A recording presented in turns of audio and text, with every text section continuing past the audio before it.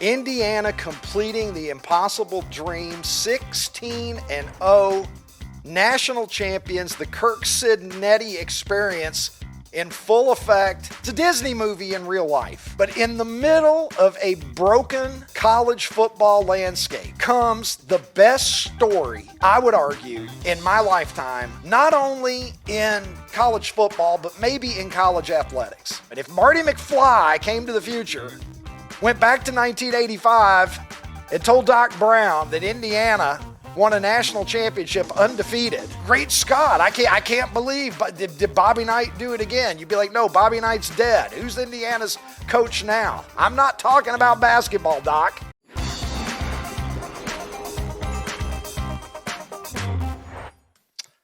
Oh yeah, welcome you sweet bastards. I'm Ricky Cobb and this is the Ricky Cobb Show, and you know, what a night. Last night in Miami, Indiana completing the impossible dream, 16-0, national champions, the Curt Cignetti experience in full effect. It's a Disney movie in real life, is what it is. They ought to make this into a movie, and I'm not even kidding, and I would not doubt it if eventually at some point in the future this does become a movie. Because how could you script it or write it any better if you were a Hollywood screenwriter? The Indiana Hoosiers, one of the worst teams in the history of college football. If we were wanting to talk about the usual suspects, who's most likely to go 3-8 every fucking year? There'd be a short list of schools that you would think of first, and Indiana would very likely be among them. 2 years ago, they were 3-9, which is pretty much where they have resided more or less for my entire 54 years on this earth, and they were doing that shit for decades before I was born as well. But you bring in the head coach of James Madison, and 2 years later, you're the undefeated national champions. This is almost miracle on ice stuff. And I know that it's so easy to be a cynical sports fan in the world that we live in today. It used to be that sports was the escape from how shitty the world was. And politics and the news and all of the stuff that you just wanted to shut away. You would go to sports as your sanctuary for that. But in modern times, it seems like sports, they're almost as stressful in some cases as real life. And college football is a train wreck. The NIL, how many times have we talked about NIL? Everything that's wrong with it. The transfer portal, players that are staying 20 minutes in each town before they go on to their next campus. And yeah, it's the world we live in. Fernando Mendoza, 1 year at Indiana, because that's just the way it is. But in the middle of a broken college football landscape comes the best story, I would argue, in my lifetime, not only in college football, but maybe in college athletics. How do you begin to process what Curt Cignetti has done? I said it before on the program. It is the best coaching job that I have ever seen. College or pro, anywhere. What he has done. I'm telling you right now, it may not be the miracle on ice. It's miracle on ice adjacent. What was the last story you saw in sports that made you believe that the impossible was possible? Because I'll tell you, I tweeted it last night. Imagine 2 years ago somebody saying to you, Indiana, as they were wrapping up a 3-9 season, somebody saying to you, hey, you know what? Year after next, Indiana's going to be the national champions. They're going to win the CFP. They would have taken you into custody and you would have gone under involuntary psychiatric evaluation is what would have happened. If Marty McFly came to the future, went back to 1985 and told Doc Brown that Indiana won a national championship undefeated, he would have said, Great Scott, I can't believe, but did Bobby Knight do it again? You'd be like, no, Bobby Knight's dead. Who's Indiana's coach now? I'm not talking about basketball, Doc.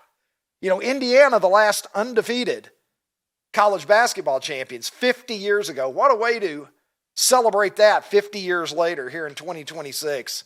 And let me tell you this as well, 16-0, the biggest thing that everybody is sleeping on during this Cinderella run is the significance of 16-0. And freezing cold takes, give me the tweet, Steve Carson from Texas. You ever follow freezing cold takes on X? Look at this. They pulled it up, retweeted it. Sarkisian quoted back in May of this year, the idea of somebody going 16-0 in college football, man, put a statue up somewhere of that team because I just don't know if that's going to happen again. And in fairness to Sark, that's a good take. That's a good take. Yeah, it might be a freezing cold take, but that was a reality-based take. And if anybody was going to go 16-0, it was going to be Ryan Day in Ohio State. It wasn't going to be Curt Cignetti and the fucking Indiana Hoosiers, and yet here we are. They may be the 1972 Miami Dolphins of football at the college level. They really might be that. 10 years from now, we might realize exactly how fucking difficult 16-0 really is. How many times have we seen it in the NFL? One time. Remember, David Tyree ruined that 3 games later in the playoffs, in the Super Bowl. But 16-0, don't count on it happening again anytime soon. With one special carve-out for Curt Cignetti and Fernando Mendoza, Sark might very well be right over the course of the next 10 or 20 years. You just might not see it again. Pretty special stuff last night in Miami against Miami. Curt Cignetti, Google him. Give me that graphic that we popped up a second ago. When he got hired from James Madison, famously, he said, I win. Google me. The cojones of this guy. Now when you Google him, you will find out, among other things, 16-0, first Big Ten championship in almost 60 years, first bowl win of any kind since 1991. Can you fathom this? They had not won a bowl game, not even the fucking Blue Bonnet Bowl, not even the Go Fuck Yourself Bowl presented by Hot Pockets.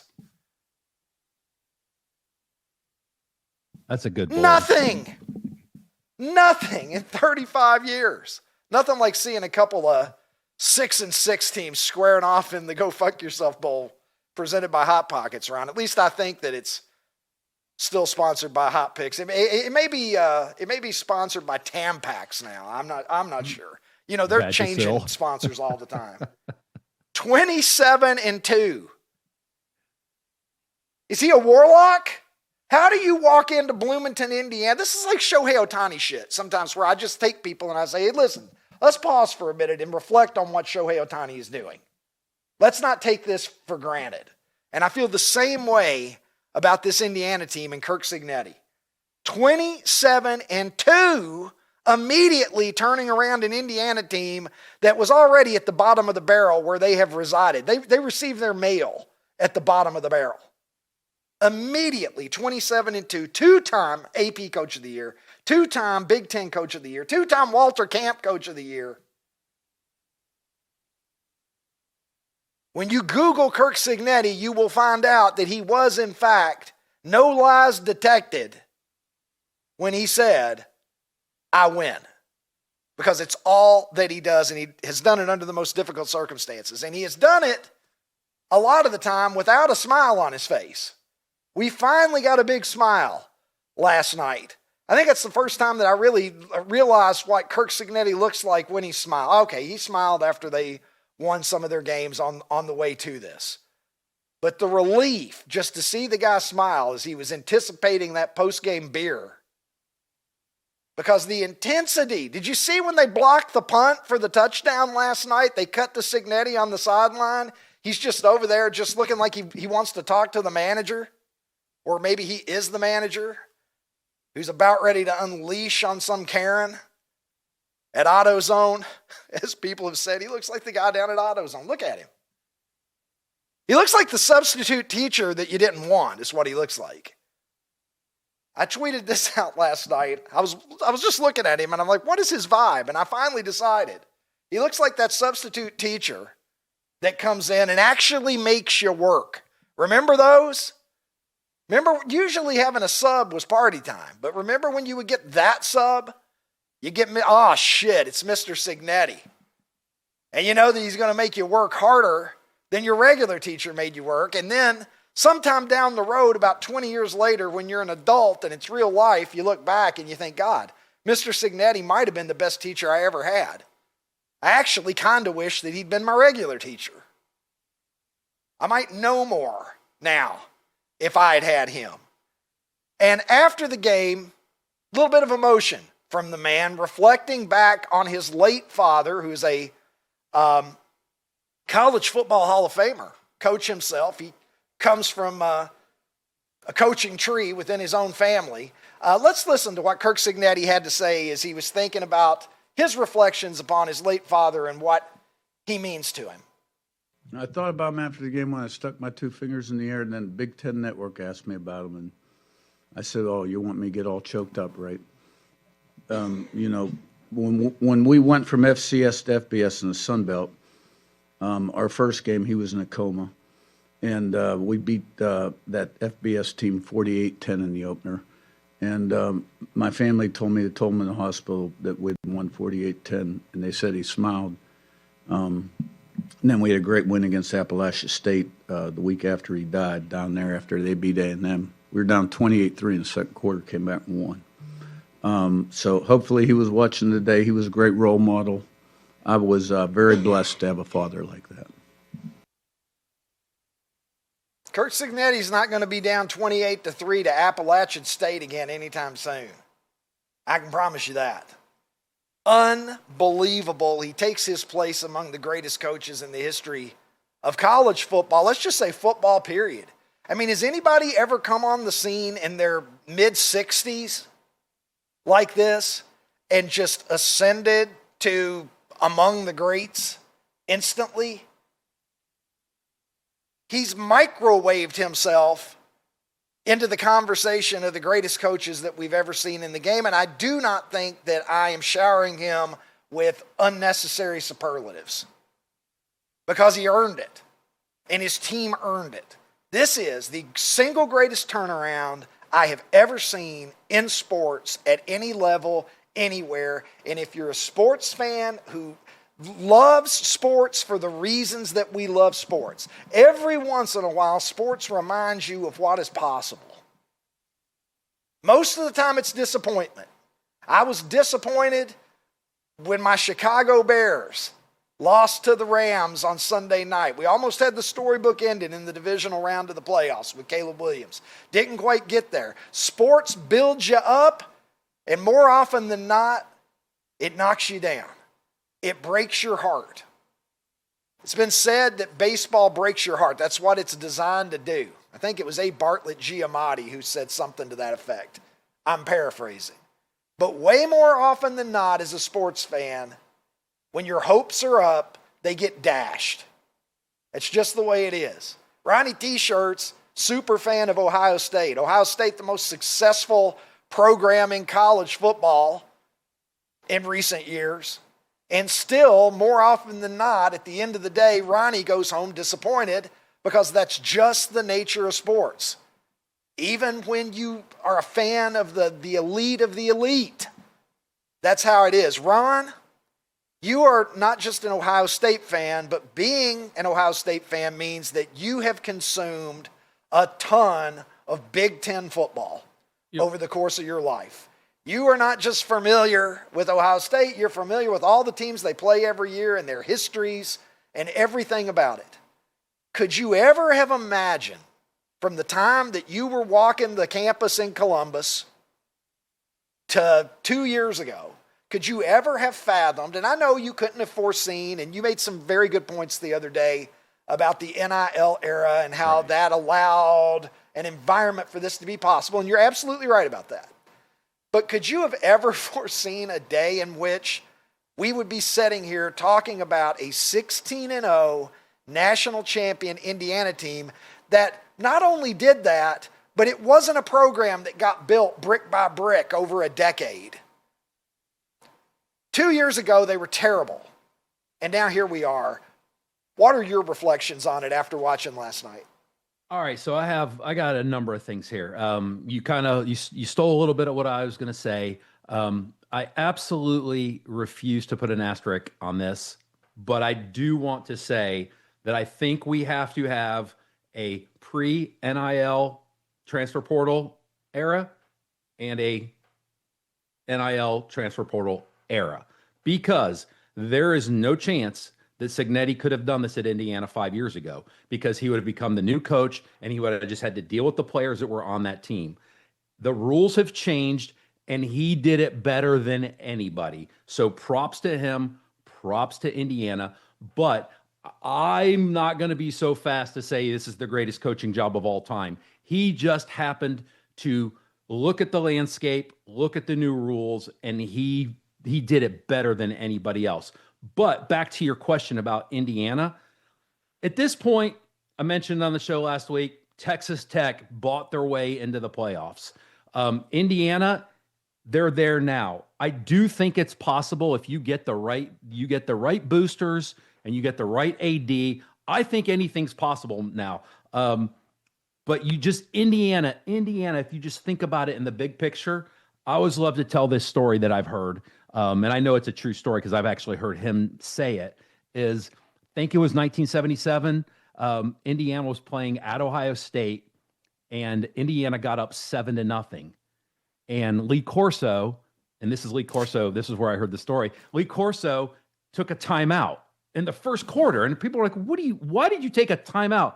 And he said, because I wanted our team photographer to get a picture of me with the scoreboard at Ohio Stadium that showed that we were up 7-0. And so, I always think about that when I think about Indiana. So what Cignetti and what Indiana did was awesome. They are a badass team. Ricky, I have never seen a team so disciplined in every aspect of the game. They didn't necessarily have the better athletes. The word. They do have good athletes, but dude, they don't screw up. They don't get penalties. They're just where they're supposed to be, doing what they're supposed to do every single play, and it is pretty awesome to watch. No 5-star recruits on the 16-0 undefeated national champions. Not one. How do you... I mean, we all know how the game is played. It's because they're men. We all know how the game... You got men. You got men playing now, I feel like I know it's not your intention, but you diminish it a little bit because there's men playing everywhere now. I mean, Miami's quarterback let's go to the tape here real quickly on Carson Beck. This is as good of a place to shoehorn this in. I don't know if I'd say he's a anywhere. man. I don't know if he's a man. Well, yeah, regardless of whether he has achieved manliness or not, let's take a listen when he was asked earlier this week about being a student. Carson, I'm curious, did you have class yesterday? If so, what class? And I know there was a pep rally on campus. Just what has it been like being you as a student this week, particularly yesterday? No class. I graduated 2 years ago, so obviously. This motherfucker graduated 2 years ago. Now listen, I'm not going to take this out on him. This is obviously, he's playing within the same rules that everybody else is playing within. This isn't a Carson Beck problem. How does this work? He graduated 2 years ago. Miami just imported him like a college Joe Flacco to come in and play. What does he do? Was he ever on the campus for any other reason than to practice? Ricky. What does he do with his life when he's not playing football as somebody who graduated 2 years ago, but who is representing University of Miami? Well, the same thing that, how does that work? the same thing that any quarterback in the NFL does. It's their job, it's their profession. And when they're done with their profession and their duties to their profession, they just do whatever they want to do. We talked about this, and this is where I personally need to get over all this and just understand this is the new way. But that makes me so sad, Ricky. It makes me so sad that Ron, he should be representing the kids that he goes to class with, and he's not. And that's sad to me. I'm sorry. I'm an old guy yelling at the clouds. Carson Beck is so old. I think he's got an LL Cool J tattoo on his arm. Can we go to my tweet here? Saw this last night in the pregame. Snapped a quick pic of it off my TV screen and tweeted it out. I'm going back to Cali. I'm going back to Cali. I don't think so. There you go. Curt Cignetti is willing to take the tattoo needle and tattoo another L on that arm for him. Now you got 3, son. Right on his forehead. You just got one last night. Yeah, the next one's going on your forehead, pal. A little tough. By the way, obviously Mendoza, the touchdown, the heroic run that he made. That was Josh Allen-like. When they went for I felt like that was Josh Allen-like. Yes, that was Josh Allen-like, the 4th down touchdown run. It was huge. A little disappointed, however, and I was rooting for Indiana. But a little disappointed, however, that we didn't get to see Indiana's kicker at that moment because take a look at this motherfucker.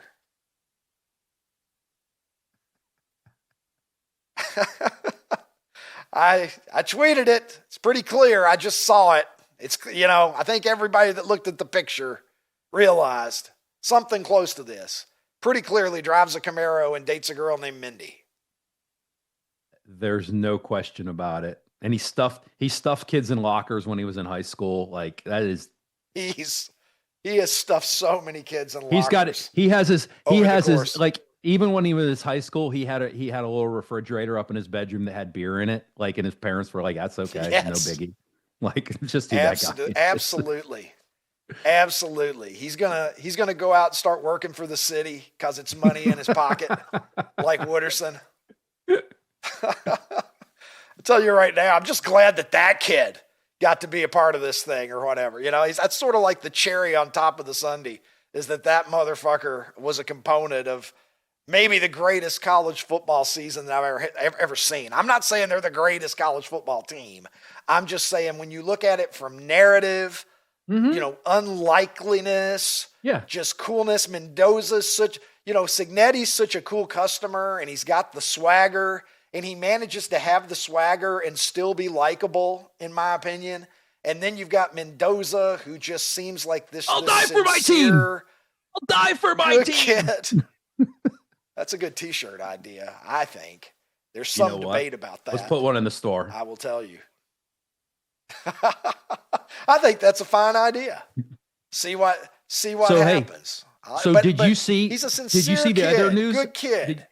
Did you see the other news? I mean, we're talking about NIL and just how crazy things are now. So Fernando is the starter on that team, but his little brother was on the team. His little brother entered the transfer portal this morning. Like, this is it's a weird time. It's a weird time to just like be a college football fan. Like, he literally was out partying with his boys last night, woke up this morning, and he's like, I'm in the transfer portal. Well, and I don't blame him because they brought in Hoover from TCU, but it's still just like, this is crazy. It's so fucked up. Did you see Miami wants Duke's quarterback? That's who's going to be their quarterback next year to replace Beck this year. Well, not so fast, because Duke is suing this kid. What's his name? Drake Mensa. They're suing to keep him at Duke, which look, I'm a few credits shy of my law degree. But it appears that probably Duke is not going to be able to stop this, but they have an NIL in place with him. And, now you're in a situation where you've got schools suing, You got Chambliss suing because he wants to stay in college at Mississippi. You got Duke suing their quarterback because they don't want him to go somewhere else. And where's he going to transfer? There's nothing like winning the fucking, ACC with 5 losses, Duke pulling that off. And then it's like, what are you going to do immediately? Well, I'm going to leave and I'm going to go to the traditional conference power is what I'm going to do. But it's also Miami. Like I've seen reports that Miami was throwing what, $6 million at Ty Simpson, the Alabama quarterback. So the reason Mensa's leaving Duke is it's just he's getting more money. I'm being told what did I call him? Mensa? I don't know. I got it. What is it? It's Darian. I called him Drake. Sorry. That's because I go 0 to 100 real quick. Yeah. Real fucking quick. But this is a Drake reference, by the way, for the 7 of you. He started from the bottom. Now he's here. Yeah, that's right. He's going for money. Drake's always at the top of my mind, Ron. You know that. Miami's throwing just hordes of money at trying to get a quarterback, and that's why he's leaving. Because again, Ty Simpson made the decision. Like, you know what? Nope, I'm going to go to the NFL. But he got offered. Weird season, a weird season, Ron. In the middle of this NIL dumpster fire comes this storybook fucking Disney movie that was the Indiana Hoosiers 2025 season. But man, they've got to figure this shit out because eventually this whole fucking thing is going to burn to the ground, Ron. And I don't want the feel-good Indiana story for us to completely take our eyes off of the ball for what's at stake in college football, because you can't count on something like this coming along and redeeming the season on anything near a regular basis. So there's still a lot of issues that have to be worked on in college football. But Ron, I just want to encourage you. And look, I know you made a little coin. We won't go into all the details, but you made some coin on that game last night. Yeah, I took Miami plus 8.5. Yeah, I took Miami plus 8.5. And that worked out pretty well. Now listen, for the people who watch this program, you know that this program is brought to you by PrizePicks, America's #1 fantasy sports app. And I just want to encourage you all, as the big game is right around the corner in pro football, there's no better way to cash in during America's biggest sporting event than getting on PrizePicks and being a part of the action there. So close out the season right with PrizePicks by getting $50 in lineups when you use my code Ricky. It's as simple as that. Use my code Ricky, R-I-C-K-Y, and playing one $5 lineup out of your own pocket. It's not much of a barrier, is it? You're going to get $50 in free lineups when you do that. It's just that simple. Download the PrizePicks app. Use my code Ricky when you sign up. Play a $5 lineup, and you will get $50 in free lineups with which you can profit. And this weekend coming up is going to be a good time to do that, because obviously we've got a couple of pretty important games in professional football looming ahead. And, maybe you're missing fantasy football a little bit. Maybe you're looking back, you got that post-fantasy season hangover. Well, the fun can still continue for a while, my friends, on PrizePicks. And, one other thing here that I'm going to encourage. I talk a lot about the flexibility that I like. I talk about the max discounts. Early payouts are a feature.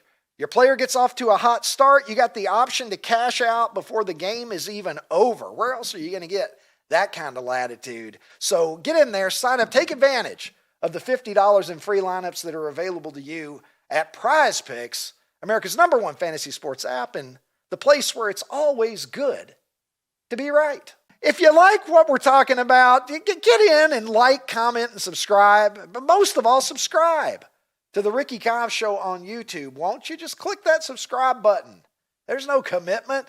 Get in there and then leave some likes and drop some comments. Help us to grow this channel. This is a channel for regular people, by regular people. We're just dudes talking sports who like to laugh, who like the absurdity of life. And if you're with us in that, support us. There's a lot of content out there in the world. There's not a ton of content like what we're making. And if it if it's, of your sensibility, we sure would appreciate your participation. And when I say get in and comment because you very likely will see your comments popping up in the program. And as I've said before, there's not a lot of shows. We have viewers come on the show. We've done it before multiple times. We're going to do it again. So be a part of it. We're all friends here. Join our community and have some fun with us, won't you? And speaking of fun, there's no better time to have fun on this program. And it comes when I lean back and let you know that the Eagle of Freedom is on his way. I listen in the distance and I can hear his wings flapping high in the air because that means it's time for America's Poll of the Day. And let's go to it now at Super 70 Sports on X, where the Eagle flies high with those freedom wings and arrives with some pretty good options on a good day. And I think that this day is full of good things. There's not a bad thing on this list as I see it. So let's go through our menu here today. First off, we've got miniature golf, which is a favorite of mine. Secondly, we've got chicken and waffles, which I believe Ronnie enjoys some chicken and waffles. We'll find out. Richard Petty, the king, perhaps the greatest stock car driver in history. And then lastly, it's ladies' night, and the feeling's right. Oh, yes, it's ladies' night. Oh, what a night. Cool in the gang. Break it down for me, Ronnie, as only you can. I'm going to go bottom to the top this time. Cool in the Gang. Everybody thinks that their only song is Celebration, but they actually have a lot of really good songs. Fresh, Get Down on It, She's Ladies exciting. Night, Misled, Too Hot. Like, they actually have some really good songs. So Cool in the Gang is definitely in the running. Did they do Cherish?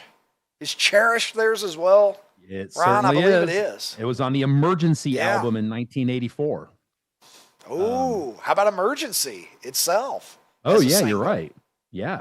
yeah. Also so a good one. So they have a catalog that's actually more impressive. I just think that if you say Cool in the Gang, I know that's not the song that you went with when you described them, but you ask most people Cool in the Gang, they would just say, oh, well, they did Celebration. And a lot of those people probably think they're a one-hit tip wonder. of the iceberg. Yeah, they probably think That's they're a one-hit right. wonder, and they're very, very far away from being a one-hit wonder. Richard Petty, listen, man, I'm not going to shit on Richard Petty. I think NASCAR's stupid. And so I know he's a legend and he's the king, but I could care less about NASCAR. You think NASCAR? You live in Nashville. Are you serious? Well, was I born and raised in? Look, I'm not a NASCAR. I'm not a NASCAR's NASCAR stupid. enthusiast, but They- I just they thought turn like left. living in the They South. just turn- You used to they live in turn Atlanta. left. You haven't No, they absorbed turn any of the culture. No. Yeah, it's stupid. They turn left thought and maybe- the fans are waiting All right. to see a crash. It's stupid. It's so dumb. Chicken waffles. I mean, Okay. dude, like chicken and waffles. Like, I mean, it's awesome. Like it's a combination that I don't think any of us knew we wanted. And when it kind of hit mainstream, it's like, wow, how did we not do this our whole lives? Especially Never had it, Ron. By the way, never had it. That's a confession for you. Never Do you had like it. waffles? Just Doesn't do you look like good waffles? to me. You like I waffles? do, and I like fried. And you And like I like fried fried chicken.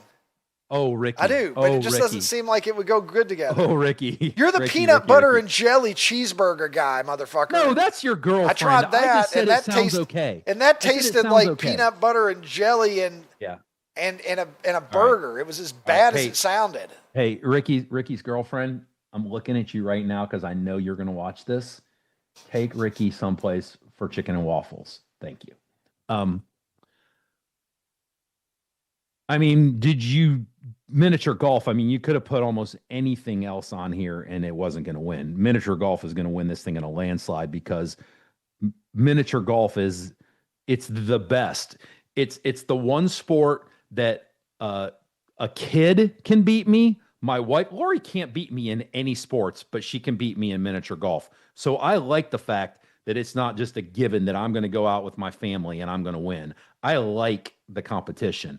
I find miniature I golf to bet be this. I bet that you'd beat Lori and Tyler if you were holing birdies like you did on me and Ryan in Augusta. Maybe. Motherfucker, just one hole after the next, and then not even, and you weren't even excited. Is the thing you were just I've been like there before, rolling them dude. in? I've been there before. You were like I've fucking been there Cignetti when the punt got blocked. You were just like, this is what I do. Google me. Google me. Yeah, Google me. But Yeah. I think so. They just in the last 3 weeks they opened up a Pop Stroke in Nashville, and we went. And it, by the way, I know it's a free endorsement, but dude, Pop Stroke is legit. I don't even know what that is. It's the Tiger Woods. It's a Tiger Woods miniature golf that looks like a real green with little bunkers. Now it's white AstroTurf, but it feels and it putts. It's awesome. Like, it is absolutely awesome. They've got them all. They've got them in Vegas. I think I felt it move, Ron.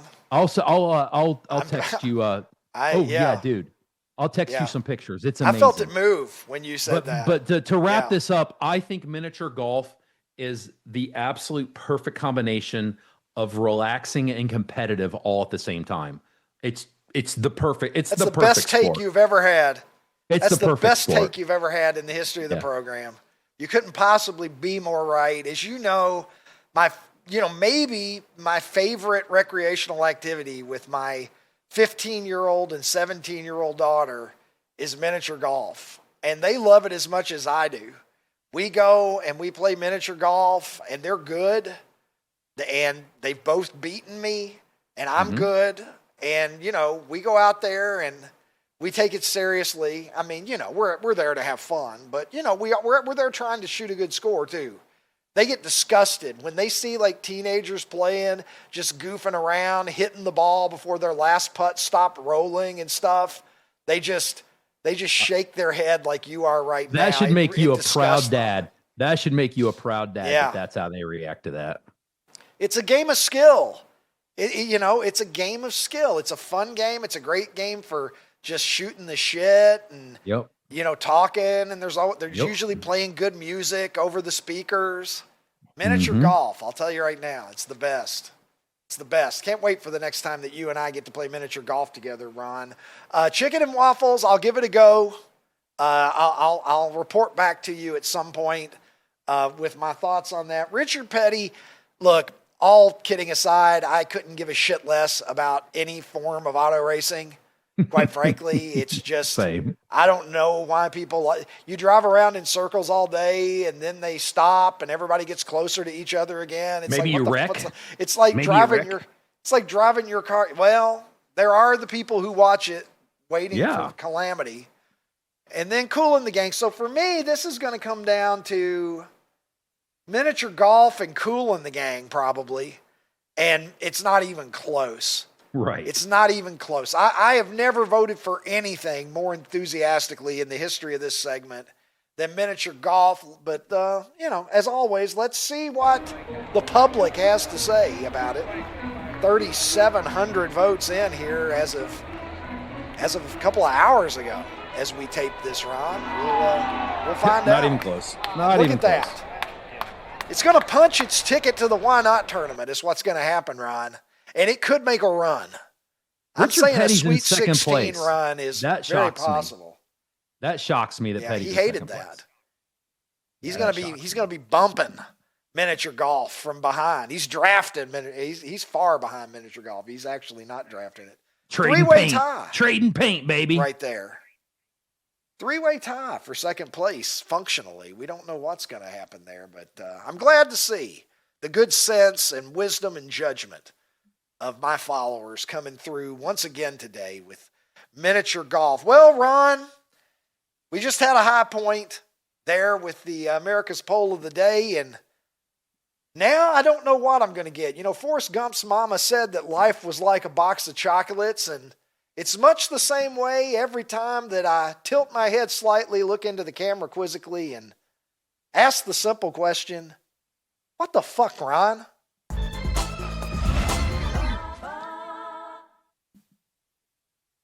We talk a lot about AI and how concerned we are that at some point we are just not going to be able to tell the difference, whether it's real or whether it's AI. And I can't tell you how many times I'll text something to Tyler and she'll just respond AI. And I know really what she's wanted to text me is, "Hey, you stupid old man, that's AI." But I'm going to show you something from Kamchatka, Russia, which is a peninsula that hangs down in Russia, in eastern Russia. And this, Ricky, is not AI. They just recently had a snowstorm, and it's like nothing I've ever seen in my life. Look at this. That's a little drift. No, keep looking. Right there, it appears that Look they've at had. this. Holy shit. Well, time to start shoveling. Wow, that's pretty amazing that anybody was able to get a car out from under that. Oh, yeah, I guess the snow removal is just like they don't know. They don't even know what to do. They don't even know what to do. I've seen some days in Chicago that could almost compare. You know, not to minimize it, but speaking of Chicago and pictures, I remember, I want to say it was 12 years ago, maybe. You guys had a snowstorm so bad that Lakefront Boulevard, what's it called? What's the road that hugs the lake? Lakeshore Drive. Thank you, Lakeshore. My brain Lakeshore had a Lakeshore. There was a picture of Lakeshore Drive where all these cars were basically just abandoned and almost covered completely in snow because it just happened so fast. Yeah. Yeah, so that's true. There's some other God pictures out there. It just looks like it's people. AI.